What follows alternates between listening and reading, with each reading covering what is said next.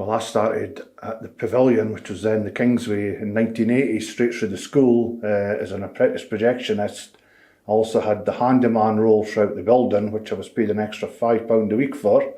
I think I was paid £29 a week to be the projectionist, and it was quite a lively place to work in those days, but obviously it was a one-screen cinema, so, and if I remember correctly, it was only open 6 days a week. It was never open on a Sunday or anything, so it was a good starting point. I'd always been into sort of mechanical equipment, and I had a friend of mine worked at the Kingsway a few years earlier and gave us a tour with the projection room, and I was blown away with this fantastic projector equipment. And in those days the films were in 20-minute reels, and they had to sync up the two projectors, so as when the first reel came to the end, the second reel came on straight away without any interruption to the picture, which I thought was wizardry, to be honest with you.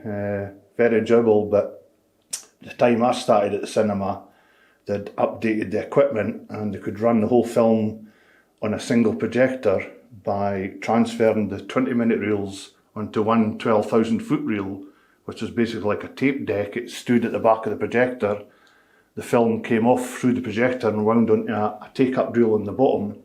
And at the end of the day, you just wound it all back like winding a cassette deck back, if for those old enough to remember what a cassette was.